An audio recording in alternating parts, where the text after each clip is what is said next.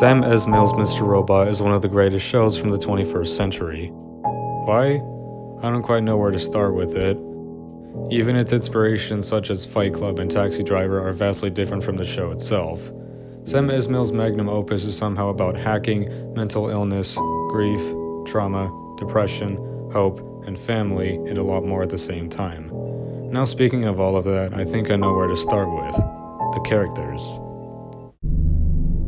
Please tell me you're seeing this too. The show follows Elliot Alderson, a hacker suffering from social anxiety, depression, loneliness, and paranoia.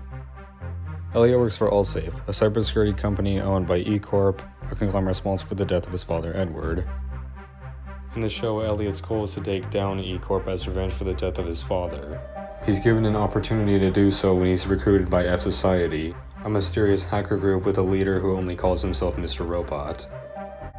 Elliot himself talks to us, the audience, as we are a personality he created in his head to talk to. He talks to us because of his mental issues and feeling isolated from the rest of the world.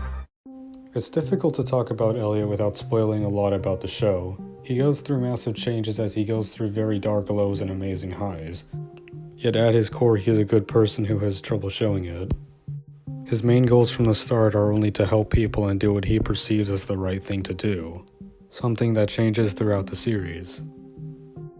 He views the world from his isolated and dark state of mind. His rants about society, God, and the way he talks about people in our current world is extremely reminiscent of the narrator from Fight Club.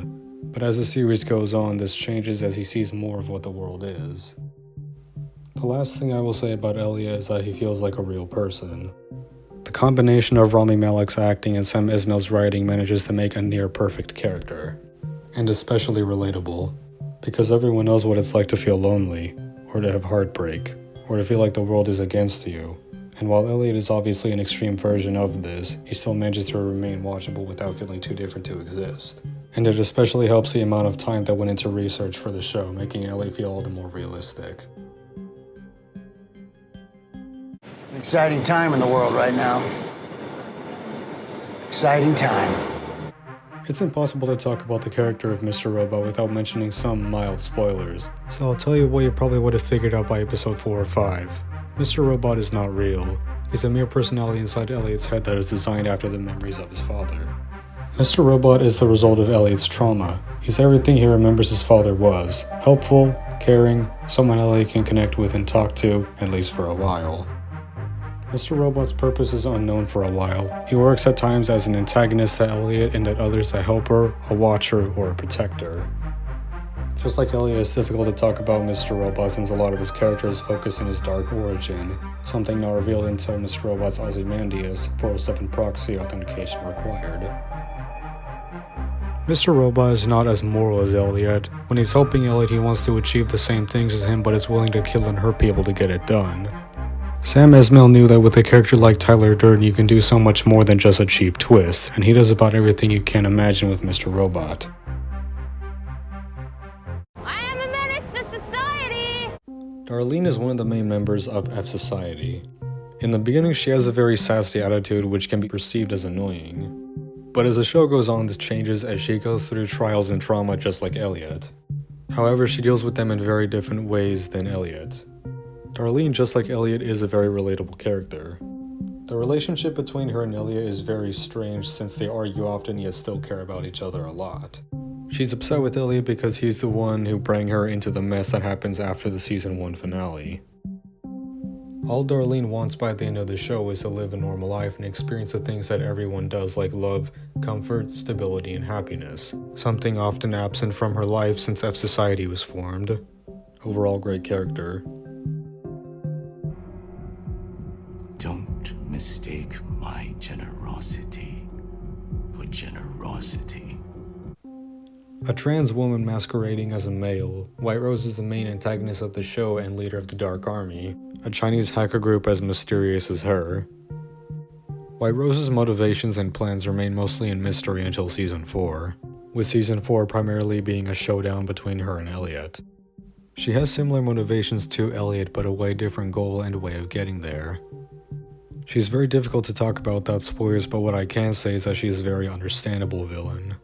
Despite having a questionable goal, she's still understandable and you can empathize with her, and why she sees the world the way that she does. She's to Elliot what the Joker is to Batman, a yin to a yang, different but same.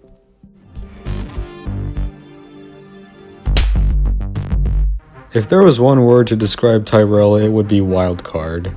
That's because his goal and purpose in the show is seemingly always changing. Depending on the point in time and his knowledge of the situation, he might be working for or against our main characters.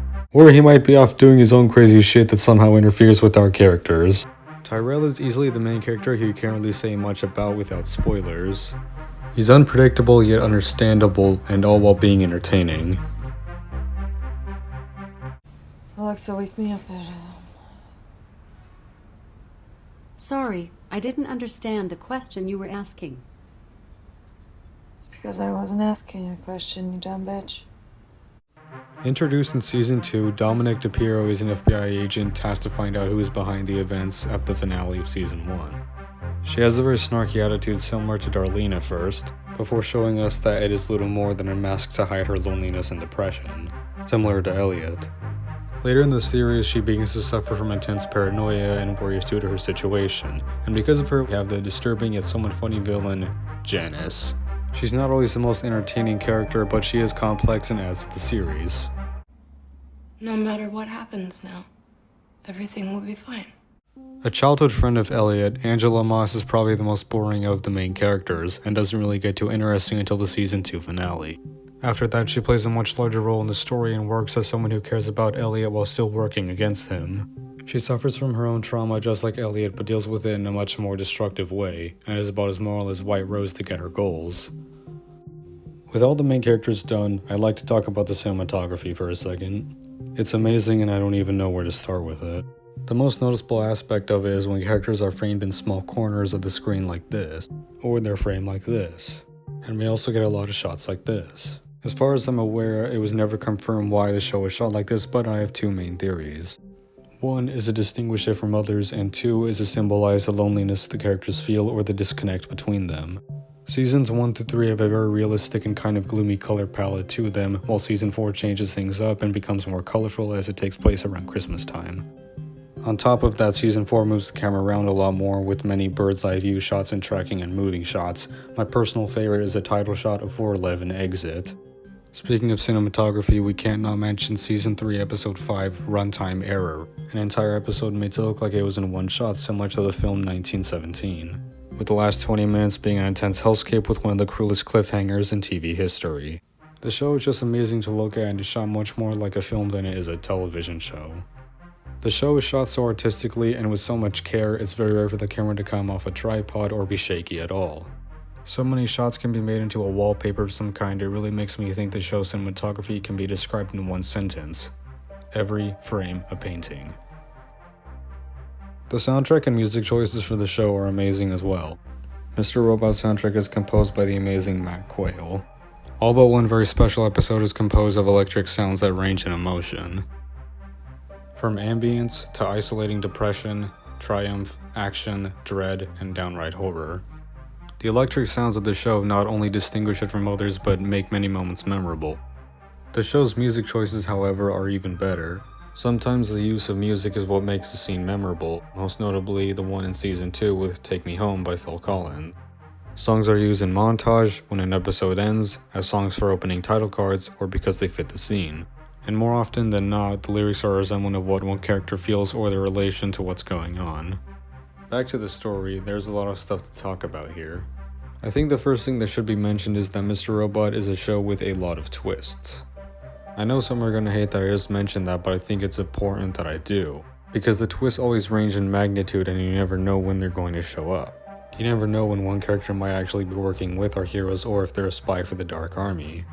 It's something that makes the show feel unpredictable and keeps you on edge for the majority of the ride. Some plot twists are very character focused while others are more so plot focused. The show is an absolute masterclass in not only executing all these twists but foreshadowing them before. Character reactions or a line of dialogue can often have a much different meaning a season or two later, all while fitting into the show's main storyline as a whole. Speaking of the show's storyline, it is structured very similarly to Breaking Bad, most notably that both shows are one cohesive story told through multiple different arcs. On top of that, both shows take place over a relatively short amount of time. Mr. Robot takes place around 1 year, Breaking Bad takes place around 2. Mr. Robot's story is told through 5 arcs. Seasons 1 through 3 are 1 arc per season, while Season 4 is split up into 2. Season's 1 arc is the simplest of the whole series, with its main focus being F Society initiating the hack and Elliot's declining mental state. Season 2 slows down the pace and is much more about character development, focusing on how our characters have been dealing with what happened last season. Most of them end up having a mental breakdown at some point. Some of them recover, some do not. Season 3 is more about plot and is significantly more fast-paced than Season 2. Episodes 5, 6, and 7 are an amazing mini-arc that details Stage 2 of the Dark Army's plan. It's then followed by my personal favorite episode of the series, Season 3, Episode 8, Don't Delete Me. It slows down the pace to tell an amazing self-contained story about depression, hope, and redemption before sending us off into the final 2 episodes of the series. Season 3's finale is written with the emotional heft of a series finale and may seem like it should be at first, with our characters finally winning and getting what they wanted, but just like Breaking Bad Season 4, they still have things left to do. Season 4's first arc takes up the first 9 episodes and is an amazing showdown between Elliot and White Rose. The second story arc of Season 4 happens in the fallout of the last story arc, and takes place over the course of the final 3 episodes of the series, and brings the show one final twist that recontextualizes everything on rewatch. It's an ending that answers all the big questions while leaving smaller things at the wayside up for interpretation. Before we move on to the end of the video, I would like to talk about notable episodes from the series. And I think it's only fitting we start with the pilot episode. It's a fast-paced, tightly written episode that gives us everything we need and leaves us wanting more, and sets up all of our main chess pieces for the rest of the series. Now flash forward to the season finale, arguably the most important episode in the timeline of the series. You'll have many questions when this is over, but trust me, in time, they will all be answered. After 4 slow-paced episodes that let Season 2 get into place, Episode 5, named Logic Bomb, kicks it into high gear. This leads up to the 2-part finale, Python. It's a finale that answers as many questions as it brings up and leaves us with one final twist that really makes you want to see what's next. I've already talked about Season 3's one-shot episode, but the one that follows it is just as amazing. Episode 6 is an intense showdown between F Society and the Dark Army as we finally see how powerful they really are. Season 3 Episode 8 is my personal favorite. It's a special episode that slows down the pace after the last 3. Telling a self-contained and inspiring story where Elliot goes from his darkest hour to finding the willpower and motivation to do what he has to do.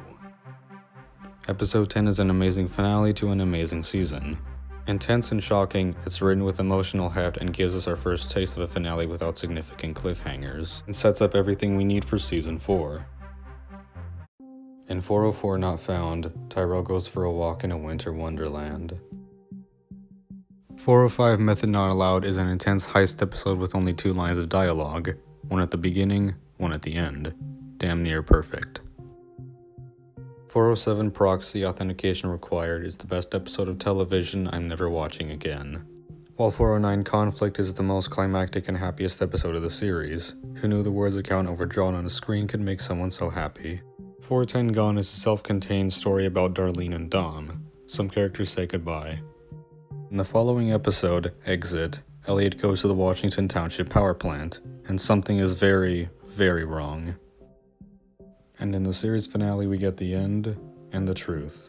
Everything comes full circle here. It won't disappoint. Before we end the video, I think it's important to discuss the title of the video and why I believe in every sense of the word, this show is a miracle. Mr. Robot is a miracle because it shouldn't be possible. Its story sounds outlandish and too complicated for its own good. It never changes and never has a status quo it can fit into. It's difficult to compare to anything because nothing out there is like it.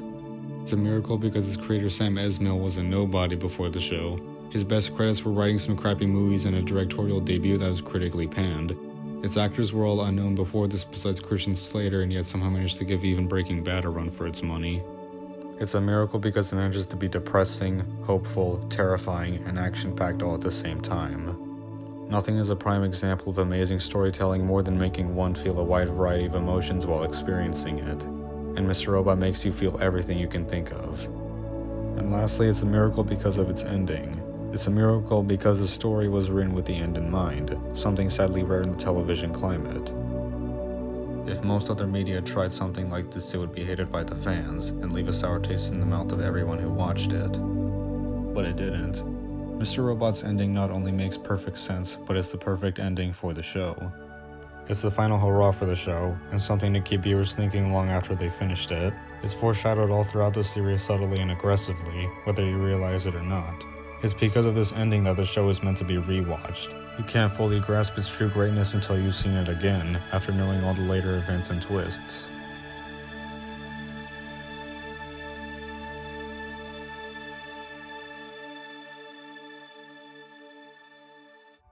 Mr. Robot tells a story that has never been told before and will not be told again.